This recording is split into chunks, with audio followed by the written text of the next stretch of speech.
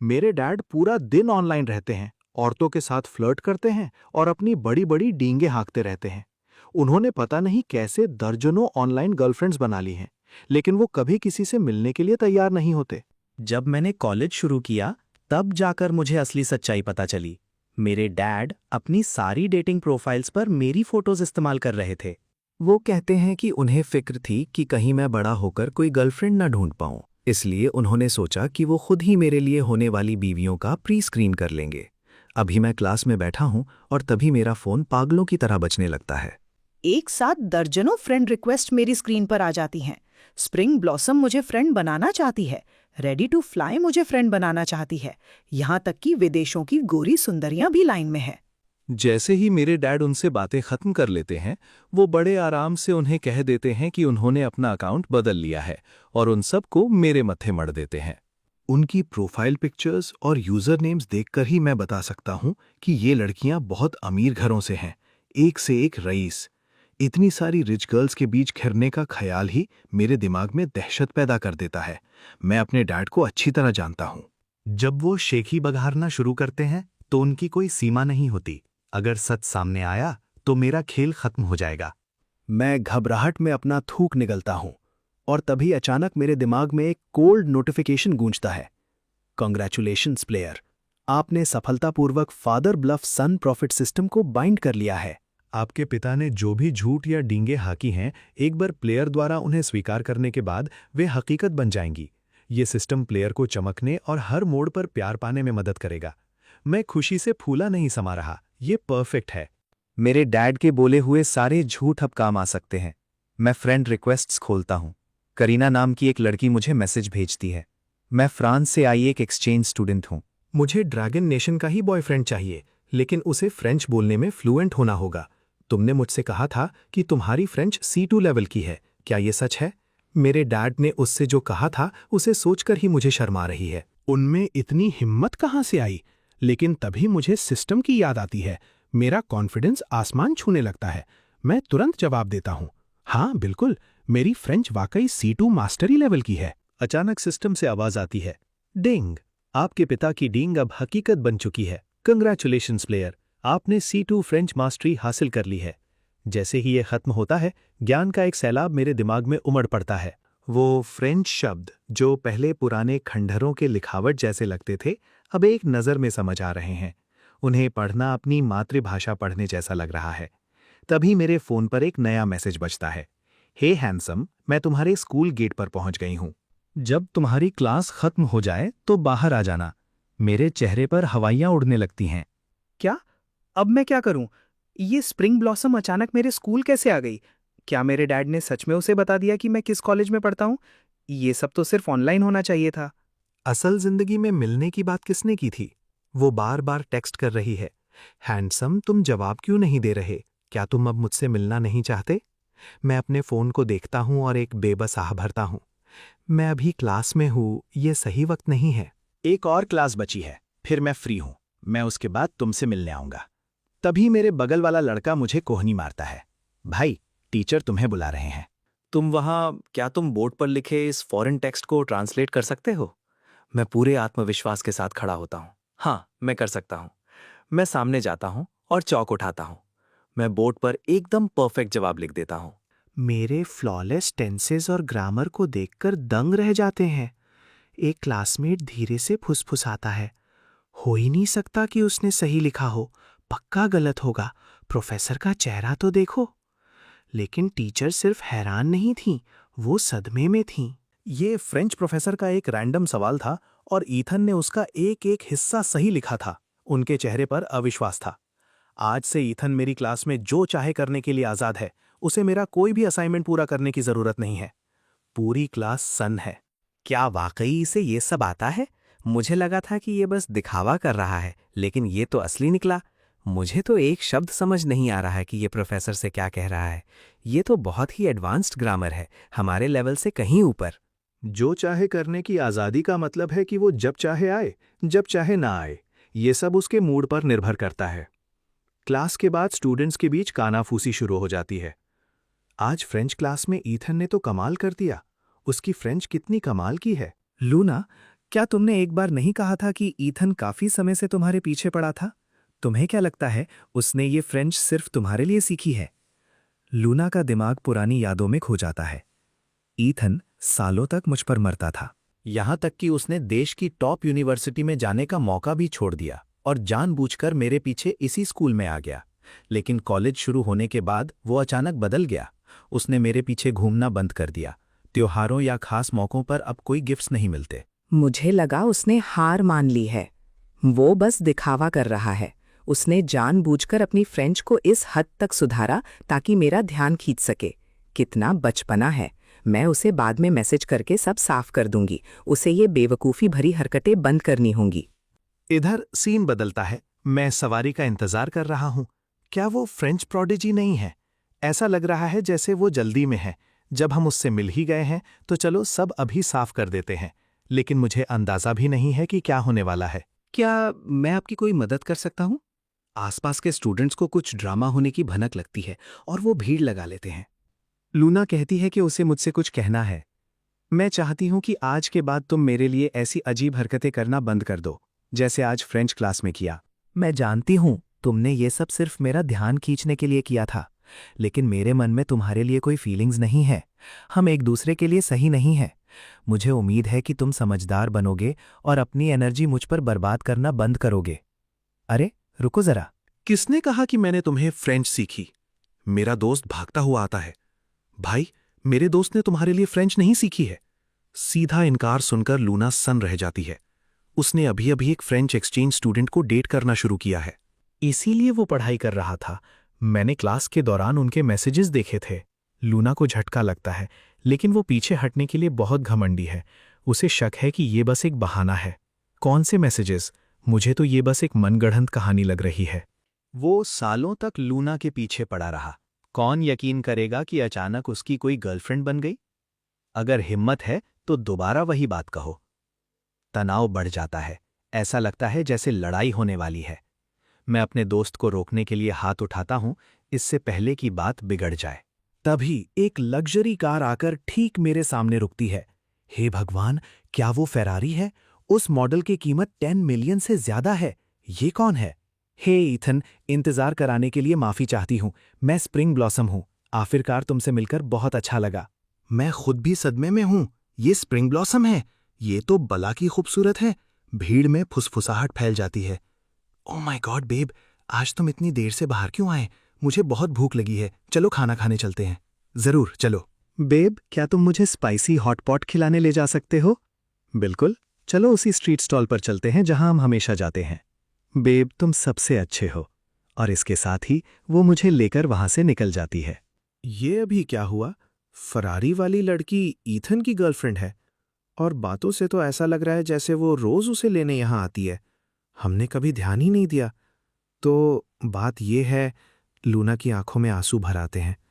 तो वो वाकई ये सब मेरे लिए नहीं कर रहा था। उसे तो मुझसे कहीं बेहतर कोई मिल गई है। ये सब कभी मेरे बारे में था ही नहीं। मैं तो बस खुद को धोखे में रख रही थी। उधर मैं बेफिक्र होकर गाड़ी में जा रहा हूं। सोफी गाड़ी चलाते समय मुझसे बातें करती है। तुम असलियत में वैसे नहीं हो जैसे ऑनलाइन थे। तुम पहले मुझसे कितनी बातें करते थे, लेकिन अब जब हम मिले हैं तो तुम बहुत शर्मीले लग रहे हो। मुझे समझ नहीं आ रहा कि क्या जवाब दूं। सच तो ये है कि मैं थोड़ा सोशली ऑकवर्ड हूं, खासकर खूबसूरत औरतों के सामने। मैं बस जम जाता हूं। और सबसे बड़ी बात तो ये है कि ऑनलाइन उससे बातें मेरे डैड कर रहे थे। मैं अपना गला साफ करता हूं। वैसे तुम भी अपनी ऑनलाइन प्रोफाइल से काफी अलग हो। तुम्हारा मतलब मेरे यूजर नेम और पिक्चर से है। आजकल सरप्राइज फैक्टर का ही ट्रेंड है। लेकिन सच कहूं तो मैं काफी देर से दूर से देख रही थी। ऐसा लग रहा था कि तुम वाकई उस लड़की से पीछा छुड़ाना चाहते हो। इसीलिए मैंने तुम्हें उससे बचाने के लिए थोड़ा नाटक किया। वैसे मैंने अभी तुम्हारी मदद की है, अब तुम्हारी बारी है मेरी मदद करने की। वो बड़े आत्मविश्वास के साथ अपना परिचय देना शुरू करती है। सबसे पहले मैं अपना ठीक से परिचय दे दूं। मेरा नाम सोफी है। मैं 24 साल की हूं। मैं फिलहाल अपने डैड की कंपनी शेन वेंचर्स में काम करती हूं। मैं तुरंत हैरान रह जाता हूं। Shane ventures? ये दुनिया की टॉप 10 इन्वेस्टमेंट फर्म्स में से एक है। सोफी, इतिहास की सबसे कम उम्र की बिलियनियर सीईओ है। ये लड़की तो वाकई बहुत बड़ी चीज है। एक असली सुपर रिच वारिस। अपनी हैरानी को दबाते हुए मैं जवाब देता हूँ। मैं ईथन हूँ। मैं 20 साल का हूँ। मैं कोस्टल यूनिवर्सिटी में पढ़ता हूँ। वो शर्माकर मुस्कुराती है। ये सब तो तुम मुझे ऑनलाइन बता ही चुके हो। मैं सीधे मुद्दे की बात पर आती हूँ। मेरा परिवार मुझ पर शादी के लिए दबाव डाल रहा है, लेकिन शादी तो दूर, मैं अभी किसी को डेट भी नहीं करना चाहती। वो बार बार मेरे लिए ब्लाइंड डेट सेट करते रहते हैं। मैं पागल हो रही हूँ, इसलिए मैंने सोचा कि मैं खुद ही किसी को ढूंढ लूँ ऑनलाइन। हमारी अच्छी जमी। मेरे बॉयफ्रेंड होने का नाटक करो और मेरे परिवार से निपटने में मेरी मदद करो। चिंता मत करो, जब काम हो जाएगा तो तुम अपना इनाम खुद चुन सकते हो। पैसा कोई समस्या नहीं है। मुझे हिचकिचाते देख वो आगे कहती है, मैं तुम्हें एक अच्छी जॉब भी दिलवा सकती हूँ। नफे नुकसान को तौलने के बाद मैं अपना जवाब देता हूँ, डील। मैं कोशिश करूंगा, लेकिन एक बात साफ कर दूं, अगर मेरा राज खुल गया तो मुझे दोष मत देना। वो और भी खुश दिखती है। रिलैक्स, मैं ऐसा नहीं करूंगी। बस मेरे माता पिता से वैसे ही बात करना जैसे तुमने मुझसे ऑनलाइन की थी। वो चाहते थे कि मेरा कोई बॉयफ्रेंड हो। ठीक है, मैं घर पर एक ऐसा बॉयफ्रेंड ले जाऊंगी जो किसी से भी बड़ी बातें करता हो, और उन्हें खुद उससे निपटने दूंगी। लेकिन ऑनलाइन उससे बातें तो मेरे डैड कर रहे थे। मैं अपने मैसेजेस स्क्रॉल करता हूँ और देखता हूँ कि क्या क्या कहा गया था। जहमत मत उठाओ, मैं तुम्हारी याददाश्त ताज़ा कर देती हूँ। वो मेरी तरफ मुड़ती है। क्या तुमने पहले मुझे नहीं बताया था कि तुम अगले बड़े इंडस्ट्री ट्रेंड की भविष्यवाणी कर सकते हो? आखिरकार मेरे डैड की एक डींग। बिल्कुल, मैं इसकी पुष्टि करने वाला हूं। सही कहा, मैं वाकई अगली बड़ी लहर का अंदाजा लगा सकता हूं। वो मुझे देख रही है, ये जानने के लिए उत्सुक कि मैं आगे क्या कहूंगा। डिंग, कॉन्ग्रेचुलेशंस प्लेयर, आपने स्किल फॉर्च्यूनाई हासिल कर ली है। भविष्य की सभी ट्रेंडिंग इंडस्ट्रीज को देखने, अगली बड़ी लहर को जल्दी पकड़ने और भारी इन्वेस्टमेंट रिटर्न्स कमाने की क्षमता। मैं तुरंत उस स्किल को एक्टिवेट करता हूं और एक आत्मविश्वास भरी मुस्कान देता हूं। चूंकि तुम इन्वेस्टिंग के बारे में इतना कुछ जानते हो, तो वहां पहुंचकर मेरे माता पिता से उसी बारे में बात करना। ओहो, मुझे ये भी याद है कि तुमने मुझसे कहा था कि तुम एक नज़र में असली एंटीक्स और नकली के बीच फर्क बता सकते हो। मेरे अंदर मिली जुली भावनाओं का तूफान उमड़ता है, लेकिन मैं इसे जाहिर नहीं होने देता। मेरे डैड ने तो डींगे मारने में कोई कसर नहीं छोड़ी थी। सही कहा, मैं एक नज़र में नकली चीज़ों को पहचान सकता हूं। डिंग, कंग्रेचुलेशंस प्लेयर, आपने स्किल अप्रेजर्स आई हासिल कर ली है। किसी भी एंटीक या खजाने की असलियत को पहचानने की क्षमता। नोटिफिकेशन खत्म होता है। मैंने एक और काबिलियत हासिल कर ली है। मेरे डैड को एंटीक पेंटिंग्स और कैलीग्राफी इकट्ठा करने का बहुत शौक है। तुम्हारी अप्रेजल स्किल्स बहुत काम आएंगी। मैंने ऐसे बहुत से लड़के देखे हैं, वो ऐसा दिखावा करते हैं जैसे उन्हें सब पता हो, सिर्फ बड़ी बातें, काम शून्य। एक बार हम घर पहुंच जाएं, फिर मैं उसे अपने डैड के सामने इन्वेस्टिंग और एंटीक्स के बारे में अपनी जबान चलाने दूंगी। मैं अपने माता पिता के चेहरे के भाव देखने के लिए बेताब हूं। इधर सीन बदलता है। हम एक मैंशन के सामने पहुंचते हैं और गाड़ी पार्क करते हैं। सोफी देखती है कि एंट्रेंस पर एक और लग्जरी स्पोर्ट्स कार खड़ी है। उसके चेहरे के भाव बदल जाते हैं। वो मुझे अंदर ले जाती है। एक लिविंग रूम में कई प्रभावशाली दिखने वाले पुरुष और महिलाएं बैठे हैं। एक महिला हमें देखते ही खड़ी हो जाती है। सोफी, तुम घर आ गईं? और ये कौन है? मॉम, ये मेरा बॉयफ्रेंड है, ईथन। कमरे में मौजूद हर कोई सन्न रह जाता है। सोफा पर बैठा एक तेज तर्रार आदमी अचानक बोल पड़ता है, सौफ, तुम्हारा बॉयफ्रेंड कब से हो गया? मुझे इसके बारे में पता क्यों नहीं चला? डेरेक, मैंने तुम्हें कितनी बार कहा है, सिर्फ मेरे माता पिता मुझे सौफ बुलाते हैं। तुम्हें ये नाम इस्तेमाल करने का हक नहीं है। सौफ नहीं, मेरा मतलब मॉम कह रही हैं कि तुम घर पर बॉयफ्रेंड लेकर आ रही हो। ये काफ़ी बड़ी बात है। तुमने हमें पहले बताया क्यों नहीं? नौजवान, तुम्हारा नाम क्या है? मिस्टर और मिसेस शेन, आपसे मिलकर खुशी हुई। मेरा नाम ईथन है। मैं 20 साल का हूँ। मैं कोस्टल यूनिवर्सिटी में एक्वाकल्चर की पढ़ाई करता हूँ। ओह, मैं उस मेजर को जानता हूँ। हमारे बटलर के बेटे ने भी वही पढ़ाई की थी। वो अब मार्केट में सी फूड बेचता है। मैं इस ताने को समझ जाता हूँ और शांत मुस्कान के साथ जवाब देता हूँ। मिस्टर शेन चुप रहते हैं, बिना एक शब्द बोले अपनी चाय की चुस्की लेते हैं। ये देखकर डेरेक एक शानदार लकड़ी का बॉक्स निकालता है। उसके अंदर एक जेड ट्राइपॉड रखा है। ये क्या है डेरेक? सर, मैंने इसे एक विदेशी कलेक्टर से हासिल किया है। ये चिंग डायनेस्टी का 3 रैम्स वाइट जेड ट्राइपॉड है। आपके कलेक्शन के लिए बस एक छोटा सा सजावटी टुकड़ा। चिंग डायनेस्टी का जेड ट्राइपॉड? ये तो बहुत दुर्लभ होते हैं डेरेक। ये तोहफा बहुत कीमती है। प्लीज सर, संकोच मत कीजिए। ऐसी चीज की कीमत सिर्फ आपके हाथों में ही है। ठीक है फिर, मैं इसे खुशी खुशी स्वीकार करता हूँ। अगली बार अपने पिता को भी साथ लाना। हम सबको साथ मिलना चाहिए। अरे भाई, आज तुम्हारी किस्मत चमक गई है। तुम्हें अपनी आंखों से 3 रैम्स वाइट जेड ट्राइपॉड देखने का मौका मिल रहा है। आगे बढ़ो, जरा करीब से देखो। शायद ऐसा कुछ देखने का मौका तुम्हें दोबारा कभी ना मिले। ईथन उसे पूरी तरह इग्नोर कर देता है।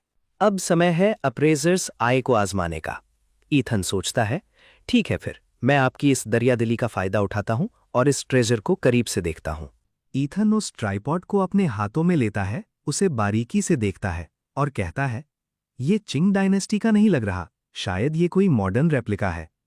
डेरिक हैरान होकर पूछता है कि उसे कैसे पता कि ये ट्राइपॉड एक मॉडर्न रेप्लिका है। राम हॉर्न्स पर जो बारीक ग्रेन पैटर्न्स हैं, उन पर भारी पॉलिशिंग मार्क्स दिख रहे हैं। पूरी सरफेस को साफ तौर पर हीट ट्रीट किया गया है ताकि इसे नकली तरीके से पुराना दिखाया जा सके। ईथन अपनी असेसमेंट जारी रखते हुए कहता है, मेरी शुरुआती जांच के हिसाब से ये कंप्यूटर डिजाइन्ड और मशीन कार्व्ड क्वार्ट्स है जिसे मास प्रोड्यूस किया गया है। ये किसी फैक्ट्री का बना हुआ मॉडर्न प्रोडक्ट है। अगर किसी सस्ती फैक्ट्री से होलसेल में लिया जाए तो इसकी कीमत 20 बक्स से भी कम होगी। अपनी जबान को लगाम दो। मैंने इस ट्राइपॉड के लिए लाखों चुकाए हैं और तुम कह रहे हो कि इसकी कीमत 20 भी नहीं है। अगर तुम्हें पता नहीं कि तुम क्या बोल रहे हो तो चुप रहो। ईथन कहता है, सर, इस नासमझ कॉलेज किड की बातों पर ध्यान मत दीजिए। क्या आपने कभी Pleasant Goat and Big Big Wolf देखा है? ईथन अपने फोन पर एक फोटो निकालता है और उन्हें दिखाता है। अब इस ट्राइपॉड के तीनों रैम्स को गौर से देखिए। क्या ये बिल्कुल प्लेजेंट गोट, प्रिटी गोट और लेजी गोट जैसे नहीं लग रहे? डेरेक के पास कोई जवाब नहीं है। वे वाकई वैसे ही दिख रहे हैं। ईथन कहता है, अब बहस के लिए कुछ बचा ही नहीं है। या तो प्लेजेंट गोट चिंग डायनेस्टी में मौजूद थे या फिर ये चीज फेक है। उधर डायरेक्ट बहस करने की कोशिश करता है, लेकिन वो भी सच जान चुका है। कोई बात नहीं, शायद थोड़े और कार्टून्स देख लीजिए ताकि अगली बार कोई आपको लाखों का चूना ना लगा सके। सोफी और मिसेस शैन अपनी हंसी नहीं रोक पाती। मिस्टर शान उस ट्राइपॉड को वापस बॉक्स में रख देते हैं और कहते हैं, डेरेक, मैं तुम्हारी सोच की कद्र करता हूं, लेकिन मैं इस आइटम को नहीं ले सकता। डेरेक माफी मांगता है। मुझे माफ कर दीजिए सर, मुझे सच में अंदाजा नहीं था कि ये फेक है। मिस्टर शान कहते हैं, कोई बात नहीं, मैं तुम्हें दोष नहीं देता। जब कोई प्लेजेंट गोट नहीं देखता तो ऐसा ही होता है। डेरेक का चेहरा गुस्से से पीला पड़ जाता है। मिस्टर शान कहते हैं, ईथन, चूंकि तुम्हें एंटीक्स की अच्छी समझ है, जरा मेरे लिए ये कुछ और पीसेस देखो। ईथन एक बेल शेप्ड पेंडेंट को देखकर कहता है, ये लेट मिंग का डेकोरेटिव पीस है, आपकी स्टडी के लिए एकदम परफेक्ट। मिस्टर शान मुस्कुराते हैं। पारखी नजर है तुम्हारी। और इसके बारे में क्या ख्याल है? ईथन कहता है, ये एक टाओइस्ट प्रीस्ट्स कैप्टा हैट ऑर्नामेंट है। इस पर 5 सेक्रेड माउंटेन्स का नक्शा बना है। मिस्टर शैन ठहाका मारकर हंसते हैं। शानदार, तुमने इसे भी पहचान लिया। इसी बीच मिस्टर शैन बताते हैं कि शैन वेंचर्स और जाओ फैमिली हमेशा से दोस्त रहे हैं। डेरेक आज एक नए प्रोजेक्ट में को-इन्वेस्ट करने की उम्मीद लेकर आया है। अब जब सोफी घर आ गई है तो चलिए इस पर साथ में चर्चा करते हैं। देखते हैं कि क्या ये ट्रेंड इन्वेस्ट करने लायक है। डेरेक, हमारी कंपनी टाइटन ग्रुप अब premium e sports peripherals market में उतरने की तैयारी कर रही है। हमारा focus professional grade gaming mouse और कीबोर्ड बंडल्स पर होगा। इस राउंड के लिए हमारा फंडिंग टारगेट 100 मिलियन है और मैंने आपके लिए 50% शेयर्स रखे हैं। आजकल मेल गेमर्स में ई स्पोर्ट्स गियर की बहुत डिमांड है, ये पक्का मौका है। मिस्टर शैन प्रपोजल पढ़कर चुप हो जाते हैं। कमरे में सन्नाटा छा जाता है। ई स्पोर्ट्स गियर का एक सस्ता ऑल्टरनेटिव और उसके लिए आपको 100 मिलियन चाहिए? मिस्टर बिग शॉट, क्या आप सीरियस हैं? तुम्हें क्या पता, मैं एक टॉप यूनिवर्सिटी से इलेक्ट्रिकल इंजीनियरिंग ग्रेजुएट हूं और 2 साल से इस इंडस्ट्री में हूं। तुम एक एक्वाकल्चर मेजर हो, तुम्हें मैकेनिकल की स्विच या गेमिंग सेंसर के बारे में पता भी है। मैं इस ट्रेंड को लेकर 100% सही हूं। अगर तुम्हें समझ नहीं है तो हमारा समय बर्बाद मत करो। मिस्टर शैन माहौल को शांत करते हुए कहते हैं, ईथन, चूंकि तुम्हारी राय अलग है तो तुम भी अपनी बात रखो। हर किसी को बोलने का हक है। तुम्हें इस ई स्पोर्ट्स गियर प्रोजेक्ट में क्या कमी लगती है? ईथन सोचता है, मैं इसी मौके का इंतजार कर रहा था। वो कहता है, सर, ये प्रोजेक्ट दिखने में मेल गेमर्स को टारगेट करता है, लेकिन असल में इसमें बहुत कमियां हैं। इसमें इन्वेस्ट करना मतलब पैसा नाली में बहाना है। ये बकवास है। हमारी प्रोफेशनल टीम ने इसे इवैल्यूएट किया है। तुम साबित करो कि ये बर्बादी क्यों है। ईथन अपनी एनालिसिस शुरू करता है। पहली बात, आपके पास कोई कोर टेक्नोलॉजी नहीं है। आपके तथाकथित प्रोफेशनल स्विचेस बस सस्ते नॉकऑफ्स हैं। दूसरी बात, 100 मिलियन में से आधा पैसा तो सिर्फ एंडोर्समेंट्स और डिस्ट्रीब्यूशन में चला जाएगा। R&D के लिए कुछ बचेगा ही नहीं। तीसरी बात, ये मार्केट पहले से ही ओवर सैचुरेटेड है। और चौथी बात, आने वाले 2 सालों का असली trend light weight wireless gaming gear है, ना कि तार वाले सस्ते कॉपीज। ईथन की दलीलें सुनकर मिस्टर शेन खुश हो जाते हैं। ईथन अपनी बात जारी रखता है। प्रो गेमर्स को प्रिसिजन और रिलायबिलिटी चाहिए होती है। मिसेस शेन कहती हैं, ईथन ने बहुत सही पॉइंट पकड़ा है। मेरे बच्चे भी स्विच फील और वायरलेस स्टेबिलिटी को सबसे ज्यादा अहमियत देते हैं। वे इन सस्ते प्रोडक्ट्स को हाथ भी नहीं लगाएंगे। डेरेक अपना आपा खो देता है। तुम झूठ बोल रहे हो। लड़कों को हाई वैल्यू गेमिंग गियर पसंद आता है। ईथन मुस्कुराते हुए अपना फोन निकालता है। ये देखिए, पिछले 3 महीनों का market research data. Mister big shot, investment सिर्फ हवाई बातों पर नहीं, असली डेटा और डिमांड पर की जाती है, वरना आप एक एक पैसा हार जाएंगे। मिस्टर शेन फैसला सुनाते हैं। डेरेक, ईथन की एनालिसिस बहुत सही है। तुम्हारे प्रोजेक्ट में बहुत रिस्क है। शेन वेंचर्स इस इन्वेस्टमेंट में हिस्सा नहीं लेगा। डेरिक का प्लान पूरी तरह फेल हो जाता है। वो गिड़गिड़ाते हुए कहता है, सर प्लीज एक बार फिर सोचिए। हम प्रपोजल बदल देंगे और लाइटवेट वायरलेस गेमिंग गियर पर फोकस करेंगे। मिस्टर शेन कहते हैं, इसकी कोई जरूरत नहीं। जो टीम मार्केट को नहीं समझती उसे सुधारने का कोई फायदा नहीं। जाओ और दोबारा रिसर्च करो। सोफी कहती है, ईथन तुमने एक पल में सारी कमियां पकड़ लीं। शुक्र है तुम यहां थे, वरना मेरे डैड 50 मिलियन गंवा देते। डेरेक वहां से गुस्से में निकल जाता है। बाहर जाकर वो बॉक्स पटक देता है और चिल्लाता है, ईथन तुमने मेरा सब कुछ बर्बाद कर दिया। मैं तुम्हें इसका मजा चखाऊंगा। कोई कोस्टल यूनिवर्सिटी के ईथन को सबक सिखाओ। इधर मिस्टर शेन ईथन की तारीफ करते हैं। ईथन, तुम ना सिर्फ एंटीक्स जानते हो, बल्कि तुम्हारी मार्केट एनालिसिस भी कमाल की है। ईथन मुस्कुराकर जवाब देता है, दरअसल मैंने पहले ही अंदाजा लगा लिया था कि लाइटवेट वायरलेस गेमिंग गियर अगला बड़ा ट्रेंड होगा। मैंने इस पर एक प्रोजेक्ट भी डिजाइन किया है, जिसमें कस्टम बिल्ट स्विचेस और अल्ट्रा लो लेटेंसी कनेक्शंस होंगे। ये वही है जो आज के मेल गेमर्स ढूंढ रहे हैं। मिस्टर शेन पूछते हैं, इसके लिए कितने बजट की जरूरत होगी? ईथन कहता है, शुरुआत के लिए 5 मिलियन काफी होंगे, जिससे हम कोर स्विच टेक्नोलॉजी और सेल्स चैनल्स तैयार कर सके। हमें फालतू विज्ञापनों पर पैसा खर्च करने की जरूरत नहीं है। मैं 3 महीने में प्रोडक्ट तैयार कर दूंगा। मिस्टर शेन तुरंत तैयार हो जाते हैं। मैं 5 मिलियन इन्वेस्ट कर रहा हूं। तुम इस प्रोजेक्ट को लीड करोगे। इसे मेरा वेलकम गिफ्ट समझो। मुझे उम्मीद है कि तुम और सोफी एक दूसरे का ख्याल रखोगे। सोफी ईथन को कैंपस वापस छोड़ने जाती है। रास्ते में वो कहती है, मेरे डैड तुम्हारी तारीफ करते नहीं थक रहे थे। ईथन कहता है, झूठ बोलने का कोई फायदा नहीं है। मैंने जो कहा वो सच था। वैसे मुझे तुम्हारा शुक्रिया अदा करना चाहिए। सोफी पूछती है, किस लिए? ईथन कहता है, तुम्हारे डैड से 5 मिलियन निकलवाने का मौका देने के लिए। अब मैं अपना प्रोजेक्ट शुरू कर सकता हूं। सोफी हंसकर कहती है, तो अब तुम पूरे 1 साल के लिए मेरे बॉयफ्रेंड बनोगे। इसे अपना एनुअल सब्सक्रिप्शन समझो। स्कूल में तुम जिससे चाहो डेट करो, मैं दखल नहीं दूंगी। बस जब मुझे जरूरत हो तुम्हें आना होगा। ईथन कहता है, पैसे मिल रहे हैं तो काम तो करना ही होगा। जैसे ही वे कैंपस पहुंचते हैं, छात्र उनकी फोटोज खींचने लगते हैं। ईथन का दौड़ कर आता है, ईथन तूने इतनी अमीर लड़की कैसे पटाई? तूने तो अपनी किस्मत ही बदल ली। और सुना है तुझे 5 मिलियन की इन्वेस्टमेंट भी मिली है। तू तो अब स्टार्टअप बॉस बन गया भाई। ईथन बस मुस्कुरा देता है। इस गेमिंग नर्ड की जान में जान आती है। बस 3 महीने और फिर पहला प्रोडक्ट लॉन्च होने वाला है। हम बातें करते हुए वापस डॉम की तरफ चल देते हैं, इस बात से बेखबर कि 2 लड़कियां शुरू से हमारा पीछा कर रही हैं।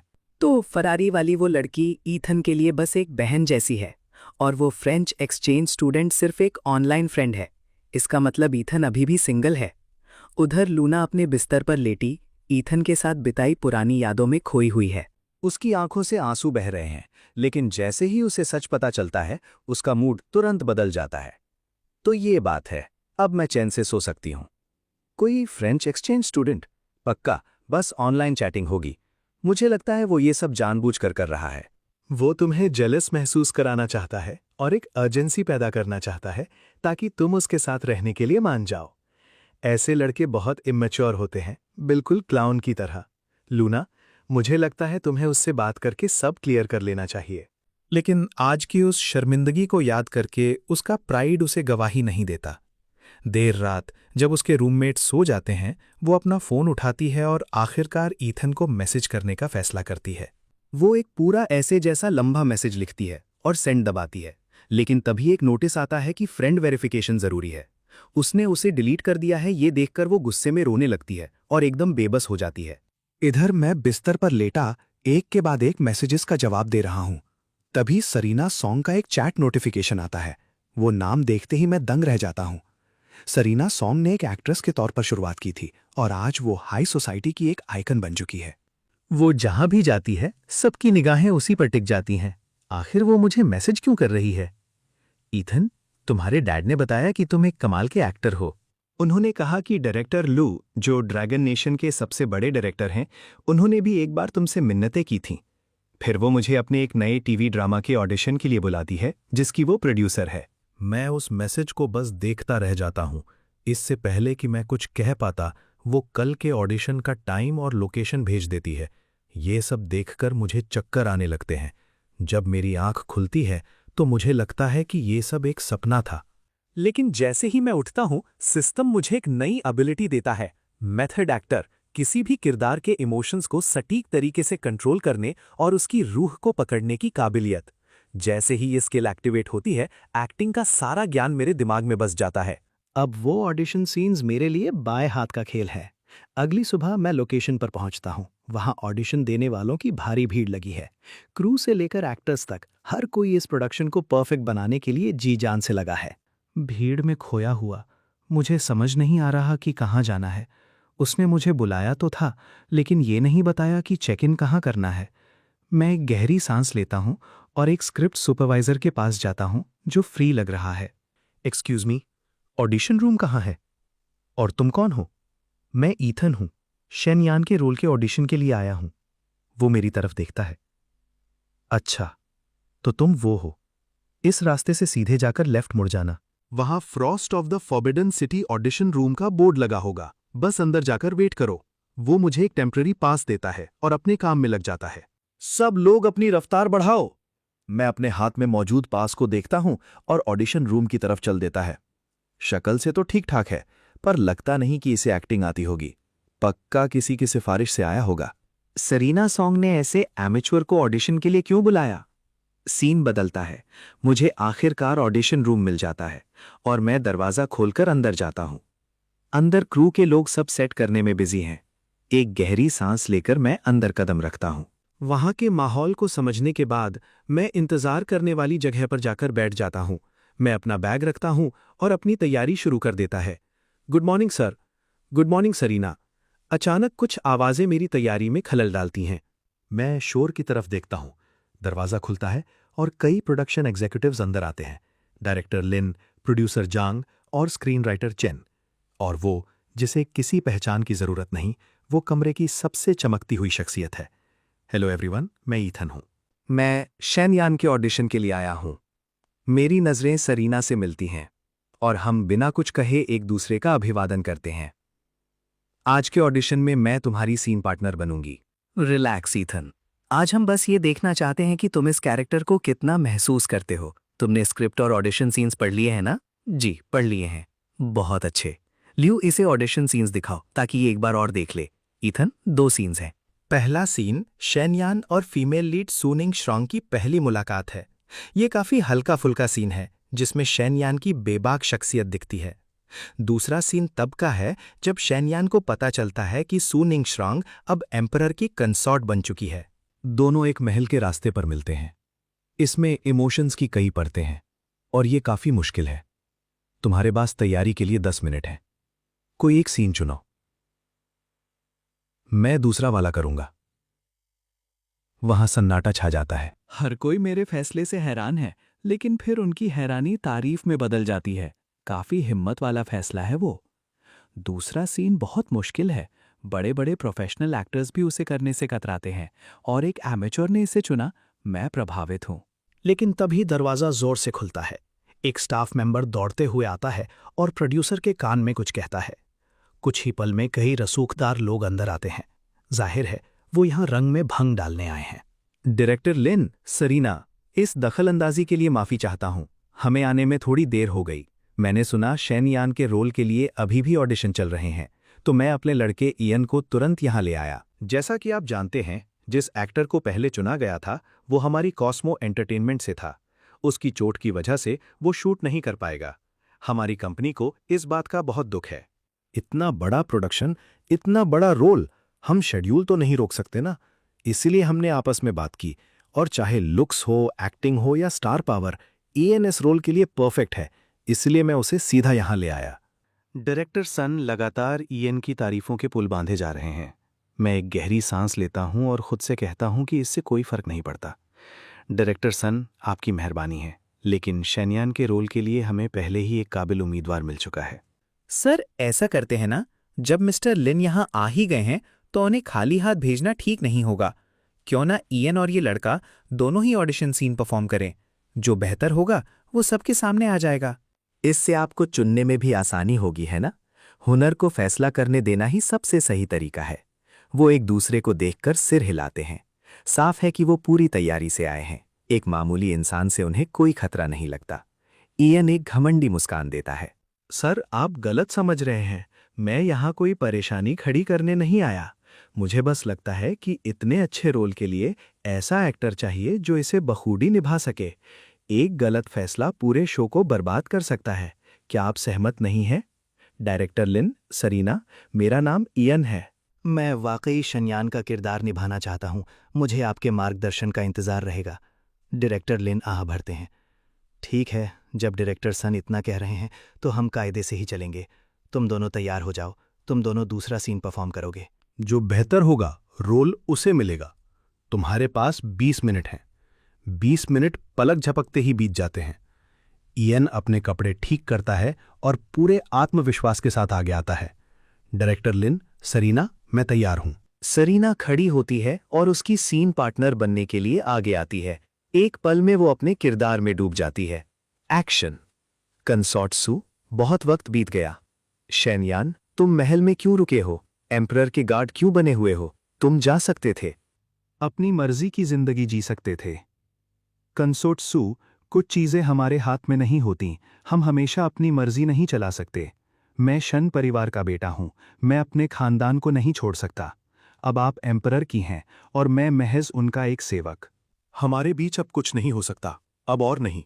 सुनिंग श्वांग, मेरी बात सुनो। मैं शेनयान इस जिंदगी में सिर्फ एक ही इंसान से प्यार करूंगा। चाहे आप सम्राट की हों, चाहे हमारे बीच समंदर की दूरियां हों, मैं मरते दम तक खामोशी से आपके पीछे खड़ा रहकर आपकी रक्षा करूंगा।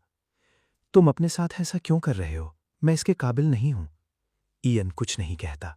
वो बस मुड़ता है और वहां से चला जाता है। पीछे रह जाती है तो बस उसकी एक परछाई। इयन की परफॉर्मेंस ठीक ठाक थी। इमोशंस और मूवमेंट सही थे। डायलॉग डिलीवरी भी अच्छी थी, लेकिन कुछ कमी थी। शेनयान का दर्द सिर्फ फर्ज की बेड़ियों तक सीमित नहीं है। ये उस इंसान को चाहने की तड़प है जिसे वो कभी पा नहीं सकता। अपनी मोहब्बत के सामने होकर भी उसे छूने की हिम्मत न जुटा पाना। वो घुटन, वो खिंचाव, वो वहां तक नहीं पहुंच पाया। सर, इयन ने बहुत मेहनत की है। ये सीन वाकई बहुत मुश्किल है। इस लेवल पर परफॉर्म करना भी काबिले तारीफ है। ऊपर से इयन की जबरदस्त स्टार पावर है। उसके होने से शो की पॉपुलैरिटी पक्की है। इयन एक शालीन मुस्कान के साथ सिर झुकाता है। तारीफ के लिए शुक्रिया सर। मैं मानता हूं कि मैं उस बेबसी को पूरी तरह नहीं पकड़ पाया। अगली बार और बेहतर करूंगा। ठीक है बच्चे, अब तुम्हारी बारी है। अपना बेस्ट देना, घबराना मत। अगर अच्छा ना भी हो तो कोई बात नहीं, इसे एक एक्सपीरियंस की तरह लेना। मैं उठता हूं और आगे बढ़ता हूं। स्पॉटलाइट के नीचे, जजों के सामने, मैं सिर हिलाकर इशारा करता हूं कि मैं तैयार हूं। एक्शन। मैं एक गहरी सांस लेता हूं और तुरंत किरदार में ढल जाता हूं। इस वक्त मैं ही शेनयान हूं। हम एक दूसरे के सामने खड़े हैं। कोई कुछ नहीं बोलता। मैं अपनी मुट्ठियां भींचता हूं और खुद को संभालने की कोशिश करते हुए इधर-उधर टहलता हूं। मेरी आंखों के कोनों में आंसू चमक रहे हैं। मैं अपना सिर उठाता हूं, आंखें खोलता हूं और उसे देखता हूं। मेरी आंखें कांपने लगती हैं। मैं उसकी तरफ दौड़ता हूं। वो पालकी का पर्दा हटाकर बाहर आती है और मेरी तरफ बढ़ती है। मैं अपना हाथ उठाता हूं, उसे छूना चाहता हूं, पर नहीं कर पाता। आंसू गिर पड़ते हैं। अब हम वो लोग नहीं रहे जो एक दूसरे का गर्मजोशी से स्वागत कर सकें। मैं अपने जज्बातों को काबू करने की कोशिश करता हूं। उस हाथ को पीछे खींचता हूं जो उसे छूने के लिए तड़प रहा है। जुबान से शब्द नहीं निकलते, बस आंसू बहते हैं। फिर मैं अपने घुटनों के बल बैठ जाता हूं और अपनी मर्यादा के अनुसार उसे झुककर सलाम करता हूं। ये अदना सा सेवक कंसॉर्ट सू को प्रणाम करता है। ईश्वर आप पर अपनी कृपा बनाए रखे। कमरे में किसी की आवाज निकालने की हिम्मत नहीं होती। हमारी परफॉर्मेंस का वो कच्चा दर्द कमरे के हर कोने में भर जाता है। उठो। शुक्रिया हुजूर। मैं धीरे से खड़ा होता हूं और अपनी जगह पर वापस आ जाता हूं। मेरे हाथ कांपना बंद नहीं हो रहे। शन्यान, इन रस्मों की जरूरत नहीं है। हमें ऐसे होने की जरूरत नहीं है। हुजूर मालिक हैं और ये सेवक महज एक नौकर। मैं कभी आपके रास्ते में आने की जरूरत नहीं कहूंगा। बस इस रास्ते पर बर्फ बहुत गहरी है और नीचे की जमीन धोखेबाज। हर कदम बहुत संभल कर रखिएगा। बर्फ गहरी है और महल खतरनाक। अपनी हिफाजत खुद कीजिएगा। ये सेवक बस यही दुआ करता है कि आपने जो रास्ता चुना है उस पर आपको कभी मलाल ना हो। सेरीना मेरी परफॉर्मेंस की हर बारीकी को बखूबी पकड़ती है। उसकी आंखों में आंसू भर आते हैं। वो मेरे कहे शब्दों से दंग रह जाती है। शुरू करने से पहले आज का पहला टारगेट सेट करते हैं। इस वीडियो पर 2K लाइक्स का एम। अगर आपको ये जर्नी पसंद आ रही है, अगर हर एपिसोड आपको फील होता है, तो लाइक बटन दबाओ और 2K का टारगेट मिलकर कंप्लीट करते हैं। आपका एक लाइक सिर्फ बटन नहीं, ये प्रूफ है कि आप इस स्टोरी का पार्ट हो। चैनल को सब्सक्राइब करके बेल ऑन कर दो ताकि हर नया एपिसोड, हर नया ट्विस्ट सबसे पहले आप तक आए। और हाँ, आज का सबसे इंपॉर्टेंट मिशन। हर इंसान एक वीडियो को 3 टाइम्स हाइप कर सकता है, तो अभी के अभी 3/3 हाइप पॉइंट्स कंप्लीट करो। ये सिर्फ नंबर्स नहीं हैं, ये डिसाइड करेगा कि नेक्स्ट एपिसोड फुल पावर के साथ आएगा या नहीं। इतनी मेहनत और टाइम लगता है हर एपिसोड में। अगर सपोर्ट स्ट्रांग रहा तो सीरीज और भी इंटेंस होगी, लेकिन अगर रिस्पॉन्स वीक रहा तो शायद ये जर्नी यहीं रुक सकती है, या फिर आगे सिर्फ मेंबर्स के लिए कंटिन्यू होगी। डिसीजन आपके हाथ में है। 2K लाइक सेम कंप्लीट करो, 3/3 हाइप फिनिश करो, लाइक और सब्सक्राइब करो और कमेंट में लिखो मिशन कंप्लीट। ये सिर्फ चैनल नहीं, हमारी कम्युनिटी का पावर मोमेंट है।